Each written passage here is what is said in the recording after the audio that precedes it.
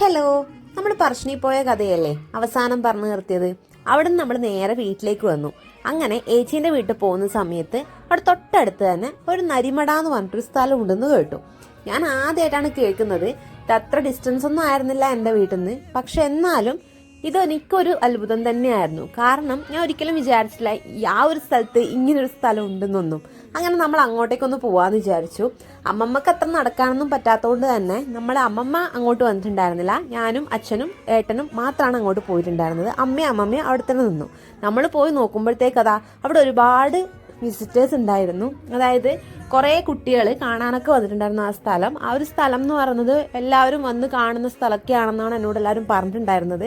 അപ്പോൾ എന്തായാലും കാണാൻ നല്ലതായിരുന്നു. ഒരു വലിയ ഗുഹ പോലത്തെ ഒരു സ്ഥലമായിരുന്നു. അങ്ങനെ നമ്മൾ കുറേ നേരം അവിടെ സ്പെൻഡ് ചെയ്തു. അതിനുശേഷം നേരെ ഞാനും അമ്മയും കൂടെ ഒന്ന് പുറത്തേക്കൊക്കെ പോയി. അപ്പോൾ ബാക്കി വിശേഷങ്ങൾ നെക്സ്റ്റ് വീഡിയോയിൽ. Till then bye.